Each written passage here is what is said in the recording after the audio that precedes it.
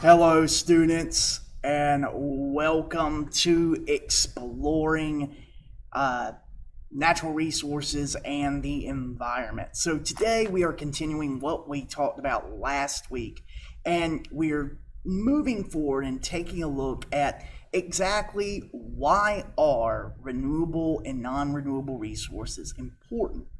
Last week we discussed what are natural resources and what is the difference between non-renewable and renewable resources. This week, what we're going to focus on is, how do we take care of the resources that we have? How do we use them? And why is that important and why is that vital? So, like I've told you before, anything that is going to be in red, anything that I tell you to write down, it might be a good idea to write down because it could possibly help you on an assignment later on. So, let's get started. So this video is not 20 minutes long. So, our question of the day is, what does it mean to consume, conserve, and preserve? Let me find, there we go. And we are moving forward. So we're going to step back in time just a minute and we're going to talk about the definition of renewable and non-renewable resources. Remember, one, renewable resources are a resource that can be replenished when it's been used. And it can be replenished either through natural processes, nature replenishes it, like the water cycle, like some trees being cut down, okay? Or human processes, like basically us doing reforestation projects or planting crops that renew the soil. Then you have non-renewable resources. Non-renewable resources are resources that cannot be replaced after being used, okay? And they can't be replaced either through natural means or human means. Once they are gone, they are gone. That's it. Finito. Bye-bye. So renewable resources we can get more of. Non-renewable resources, there is a limited amount, a finite amount. Okay, so think of non-renewable resources like this bottle of Gatorade. It's half full. Okay, I only have so much Gatorade. When this Gatorade is gone, I don't have any more. That is non-renewable resources. All right, so moving forward.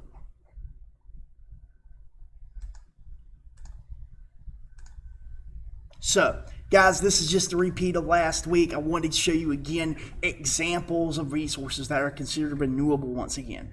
That would be things like soil, trees, water, crop, wind, and geothermal power. Okay? These are the things that we consider renewable. There are more than these, but these are the things that we are going to look at and focus on.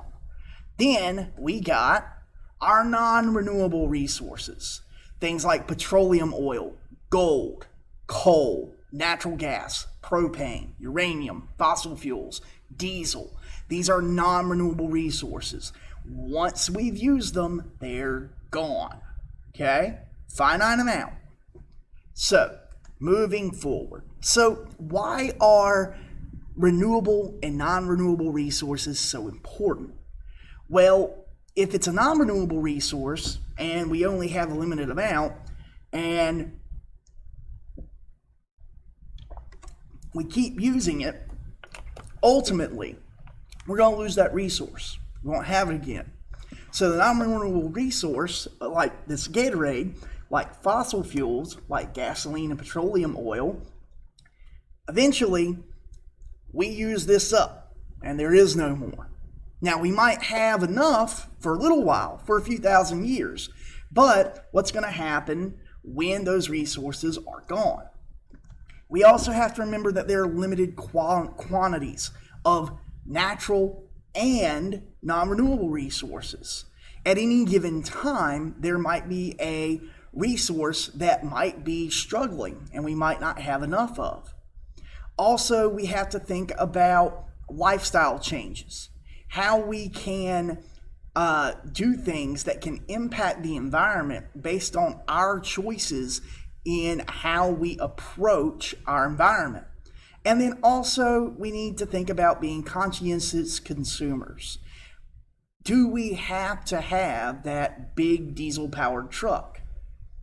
Maybe, maybe not. Might want it, but maybe we could think about getting a hybrid. Maybe we could think about an electric car.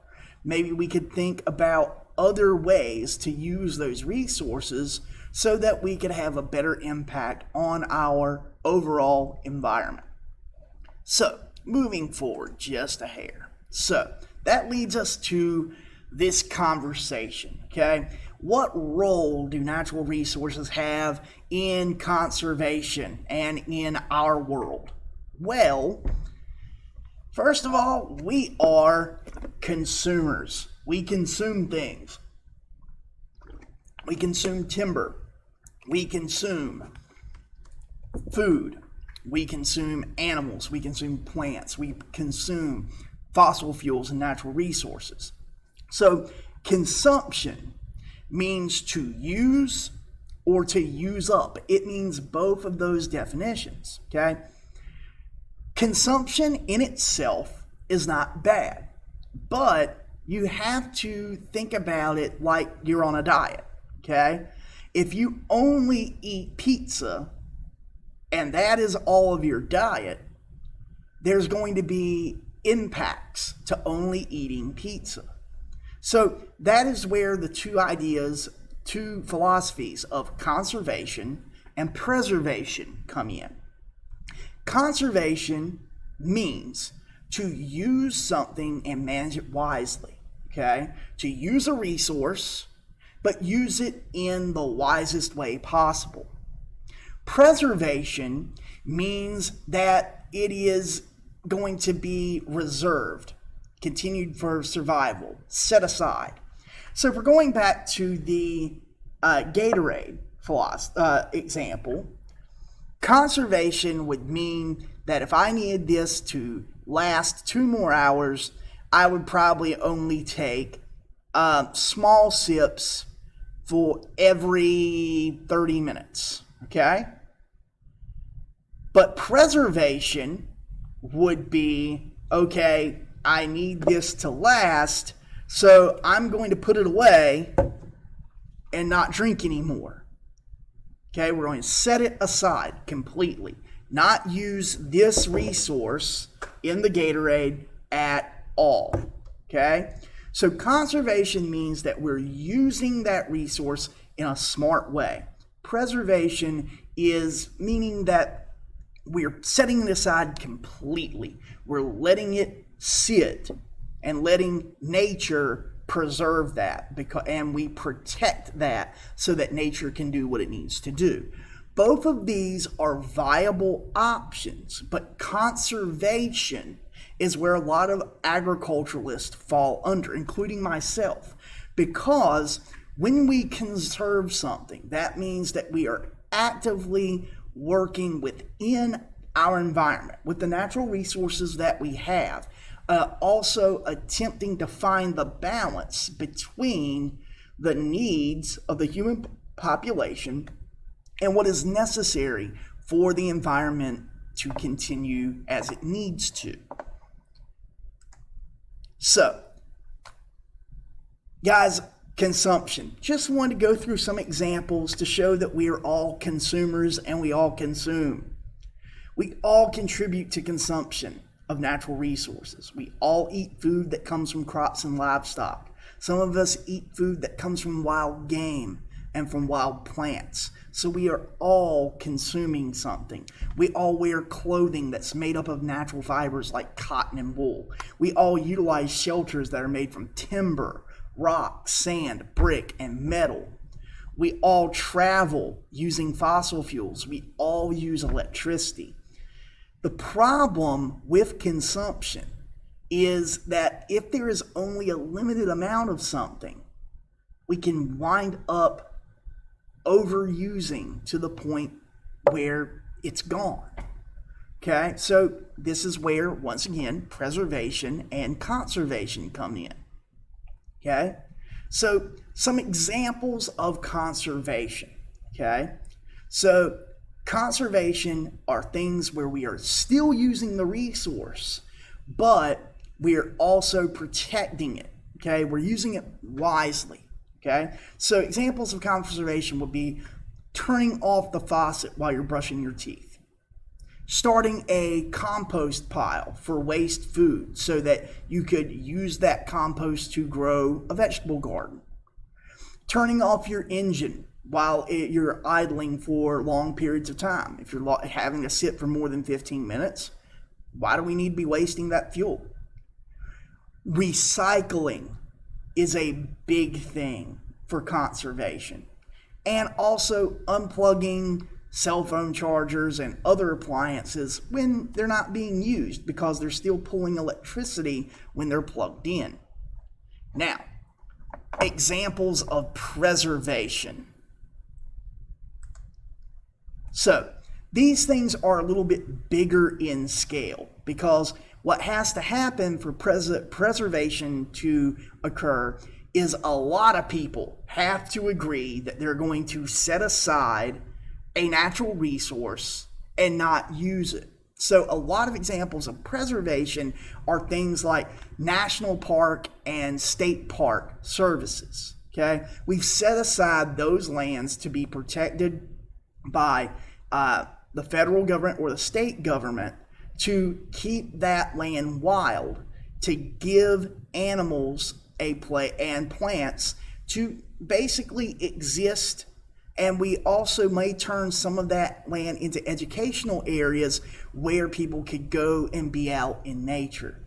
The endangered species list is a huge example of preservation, placing animals that there are hefty fines if they are killed, and that are protecting those animals and protecting the habitats of those animals.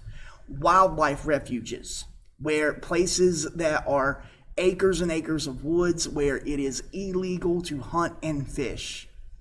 And then using pesticides and fertilizers sparingly. This is an example of preservation because it's trying to keep those pesticides from getting into the environment in the first place. And also avoiding the use of pollutants whenever possible, keeping those pollutants out of the environment all in the first place. So those 10 examples, the 5 of conservation, 5 of preservation, those might be some things that you may want to go back, write down, and keep in your big old brain. So, guys, this is where the lesson ends. If you have any questions, please inbox me. Stay informed, and you will see what you will need to do with this information in your assignments later on this week. Have a great day.